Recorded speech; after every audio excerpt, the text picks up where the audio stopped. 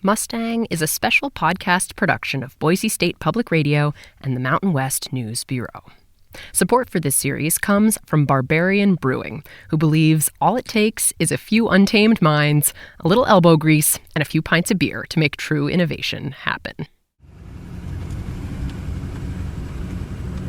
It's a pretty exciting day. I have Boo and Pistol in my horse trailer, and got him loaded. I've been working just every day. I feed him his grain in the trailer pretty much and just load him in calmly and load him out calmly. And he's come so far from being, a terrified horse that needed to be run down a chute and run into a trailer from the pens to a horse that just wears a halter and calmly walks in and lets me close metal gates behind him without freaking out and fighting for his life. So it's just a huge step. Trailering can be so dangerous, and wild horses, prey animals in enclosed spaces is usually a recipe for disaster. So it's just super cool to see him make this kind of progress. And so today we are hauling to my friend Dana's house because it's sort of a safe, quiet spot, because the other part of trailering is being able to calmly unload him in a strange place and see what happens. I'm on the edge of my seat because if this goes well and if I can do this, then we're kind of opening up the door for some big adventures, and kind of the world is our oyster from here on out, me and Boo, if I can get him in trailers and take him to new places calmly and safely. So feels like giving something back to him from what was taken and sharing hopefully some really cool experiences together along the way. So I'm just excited.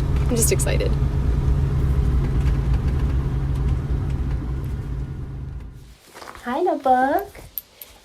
It's okay. Oh, hi. Hello, sweetie. Should we back it out? Good boy. Good boy. Yeah. Very nice. You're okay. There you go. Good boy. Take it all in. It's a new place. Yep, Pistol's here. Pistol's here too. Good boy. Check it out. It's a big world out there, huh? Yeah, so far so good. Looking for grass already. Where's Pistol? Here she is.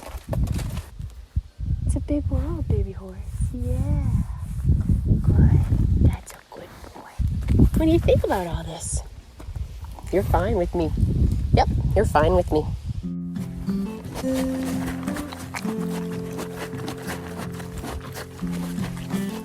That is the sound of a very good baby Mustang who just got home. He saw strange hikers on the trail that could have been monsters, and he didn't lose his mind. He was so good. And then finished up and just went right back in and drove home like a champ. And now he's having grain because he is such a good boy. You are such a good boy. I'm so proud of this horse. The world is our oyster, Boo. The world is our oyster. We have so many adventures ahead.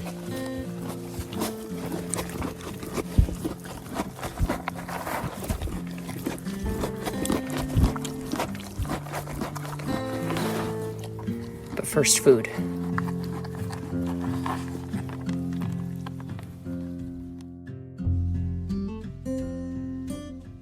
If you're enjoying Boo's story, and you know a little person who would also enjoy learning about wild horses through Boo and his journey, I've got a kid's book for you. It's called The Little Black Mustang. I wrote it to accompany this podcast, and Katie Michael, the awesome artist who did the artwork for this series, illustrated it. You can get a copy at thelittleblackmustang.com. Again, it's thelittleblackmustang.com.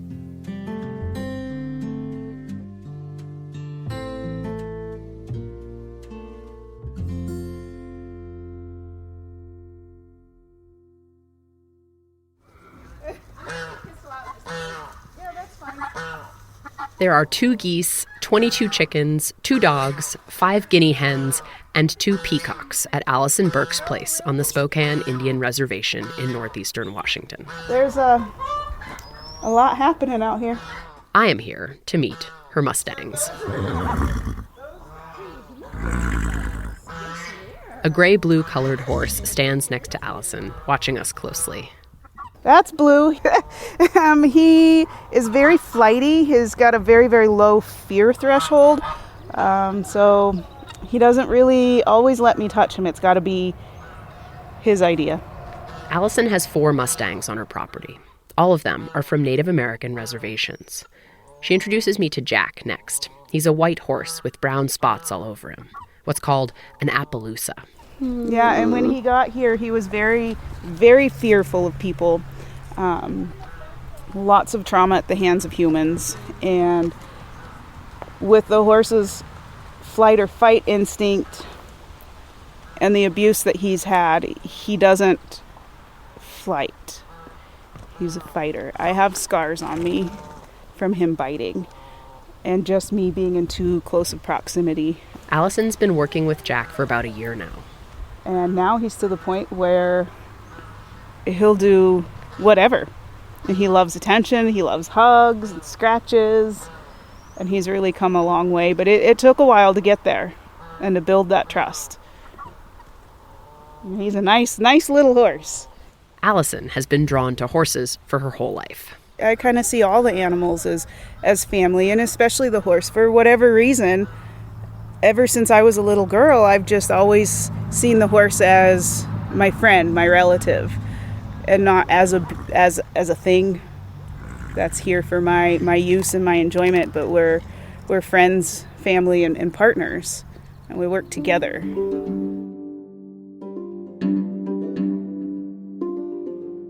There are more than 80,000 wild horses on federal land in the West, but thousands more live on reservations.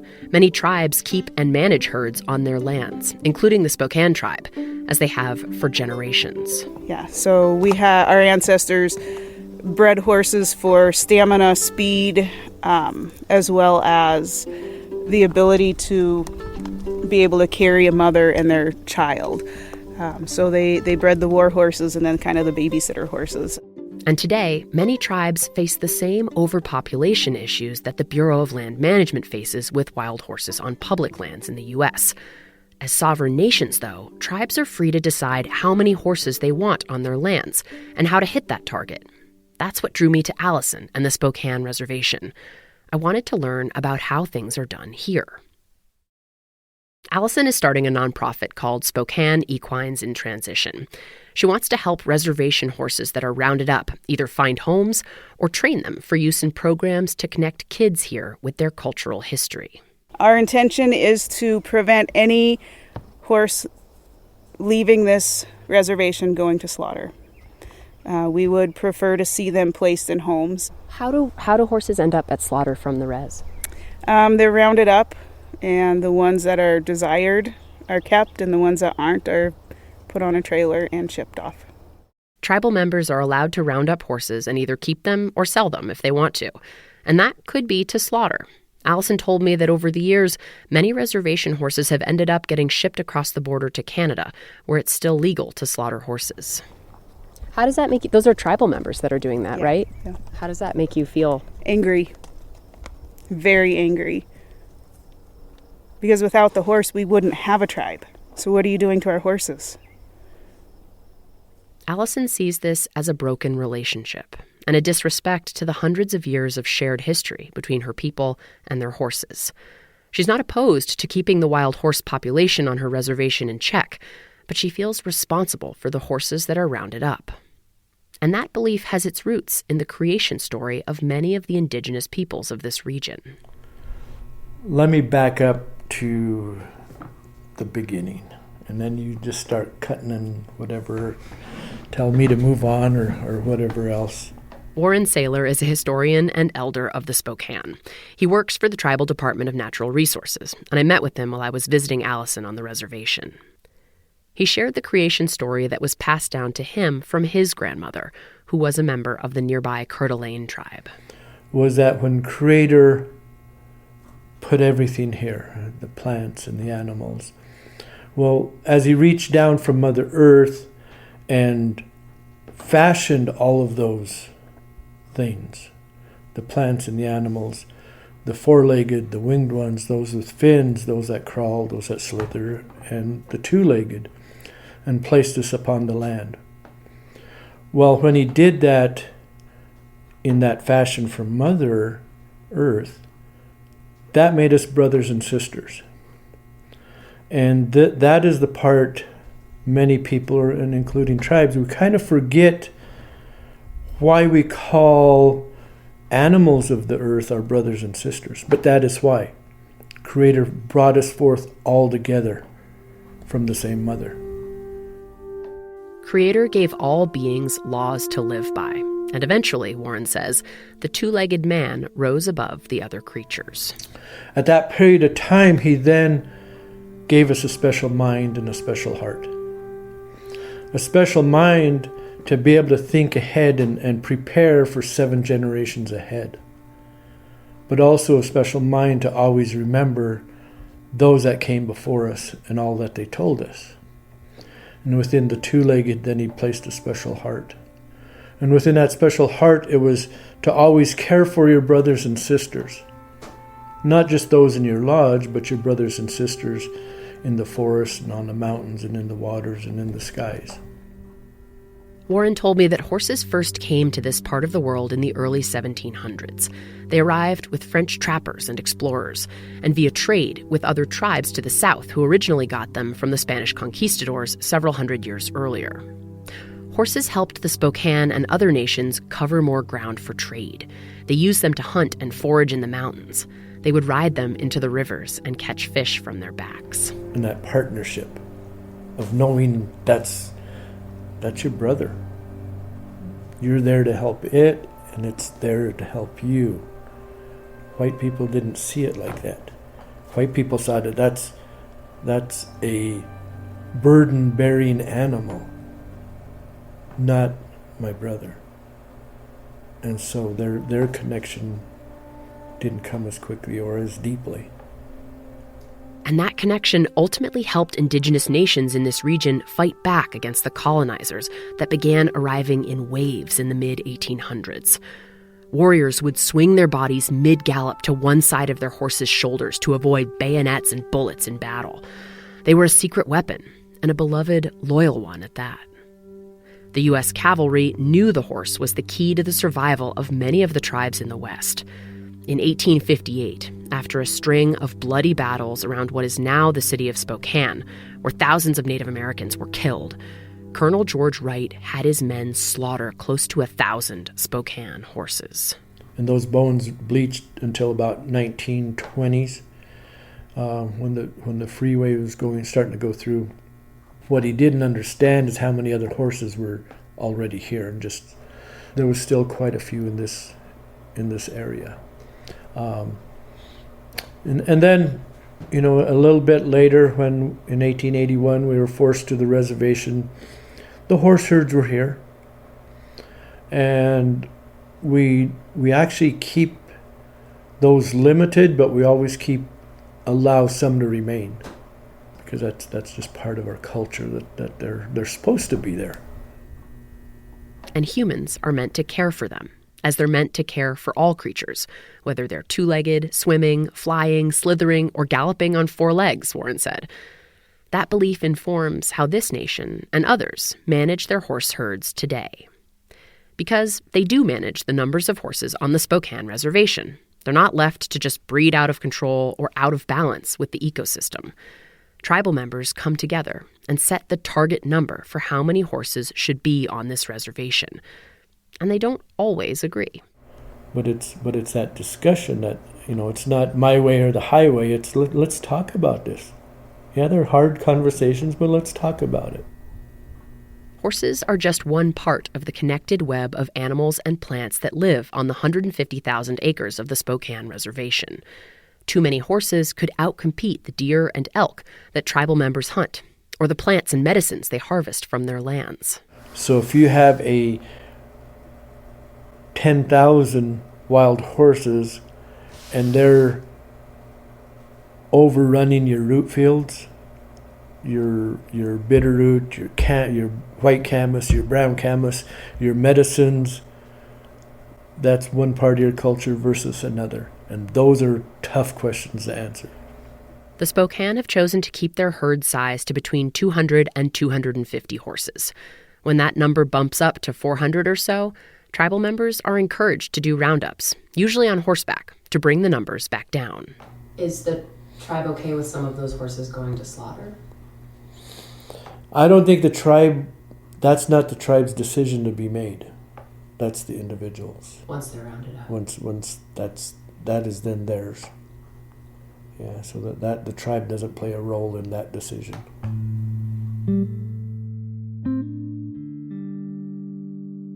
And that's where Allison sees a problem. Once her fellow tribal members catch horses here, they're free to do whatever they want with them. And sometimes the easiest thing to do is to sell them to so-called kill buyers, who haul them across the border to be slaughtered for meat. Allison believes that sending horses to slaughter is a sign of a disconnect between her people and their heritage, their history. And she wants to try and heal that, as she heals herself.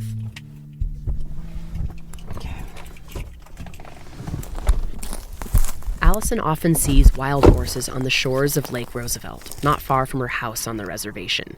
So she took me there before I headed home. Was that a scary ride? Aww. Yeah. It's not like I'm a perfect driver either. We decided to bring horses with us because Allison wanted to give Jack, the spotted Appaloosa horse she's training, some practice loading into a trailer and going to a new place. Hi, Jack Jack. Here I am. Good boy. Who is here, buddy? Ready for your mare to come with you? I left my Mustang Boo at home because even though he's figuring out the horse trailer, he's still nervous in new places with me. Instead, I brought Pistol, my calm, older mare, to provide moral support to Jack.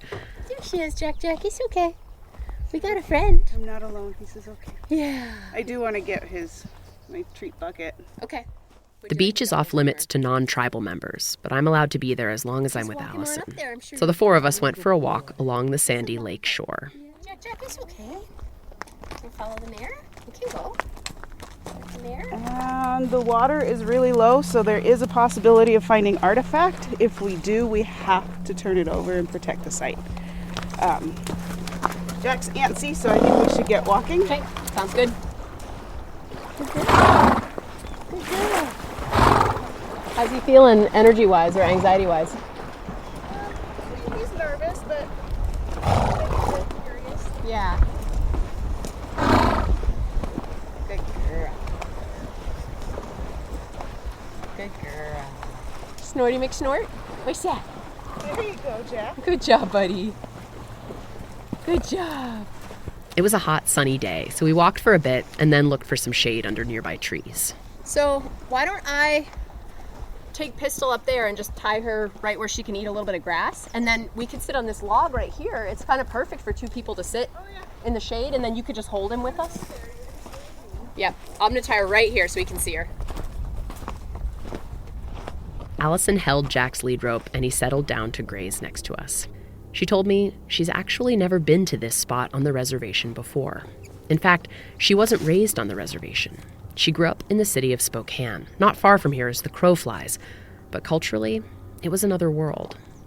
I never actually learned my culture. I never learned my language. I didn't go to powwows as a child. I was removed from that.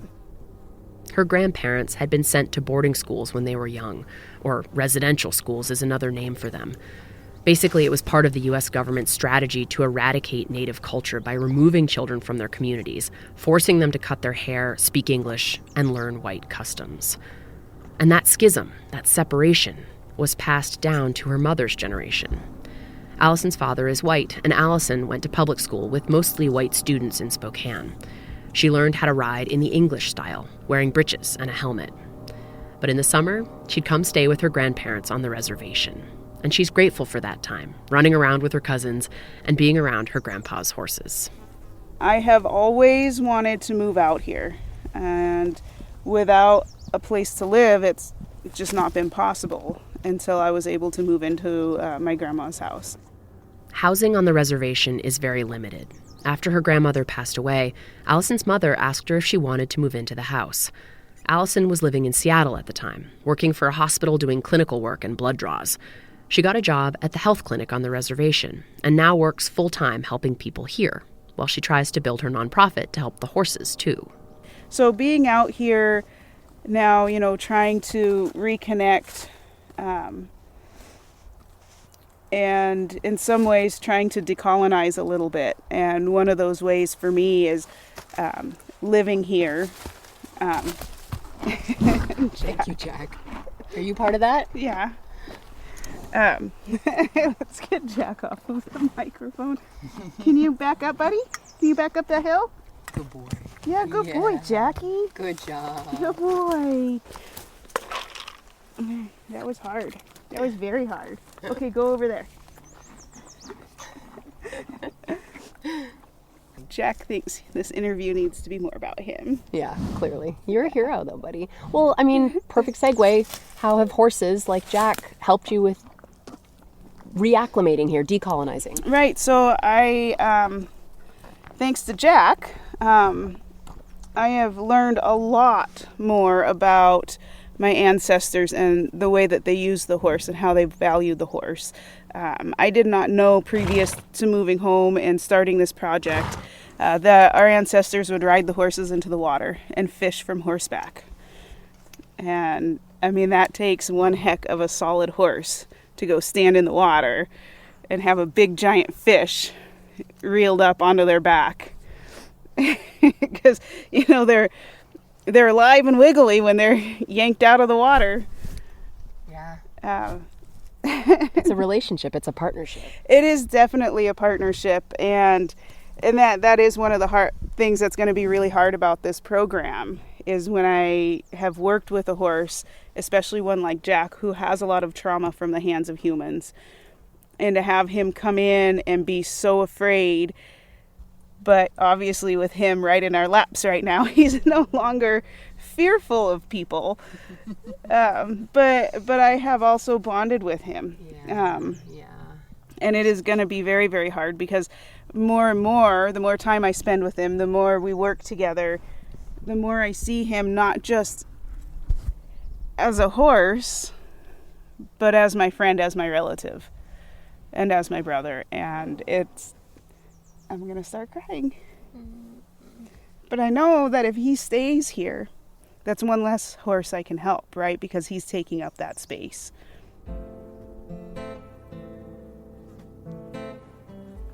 Allison has found a woman who wants to adopt Jack, and he could be leaving in the next couple months. She knows it will be hard to see him go, but she hopes there are many horses that follow in Jack's hoofprints into loving homes, and that she can continue to work with horses from this reservation to help young people reconnect with their culture, as she has, through horses. Tell me a little bit about your dreams for the future. If I call you in 5 years or 10 years, what do you hope you're telling me, Allison? I hope I'm telling you that this project is so successful that I've devoted 100% of my time to it and I no longer work in healthcare. I hope I can tell you that we have placed X amount of horses, however many that is. I hope that I can tell you that in the equine program, bringing equines and horses back to the youth has been successful, and that they're constantly riding horses, competing with horses, and looking to their wild horses as brothers and sisters and not as a burden.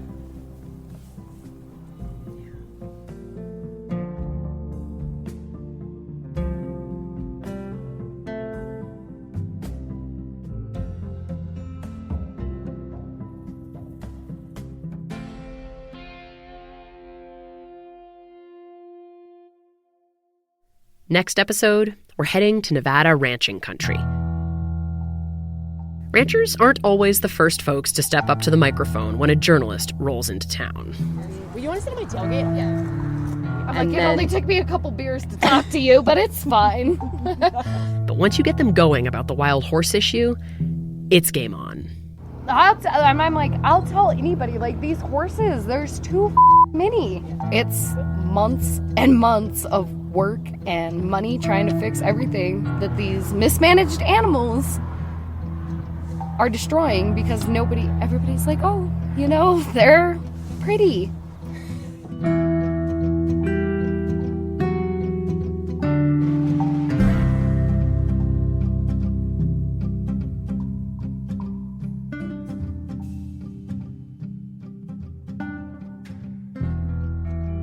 This recording is taking place on the ancestral grounds of the Spokane tribe of Indians, who lived upon about 3 million acres, which includes the city of Spokane, and down to the Columbia, down to Colfax, out towards Cheney and Ritzville.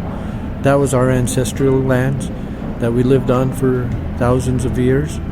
We were placed here, brought here by Creator to take care of these lands, and we will continue to do that forever.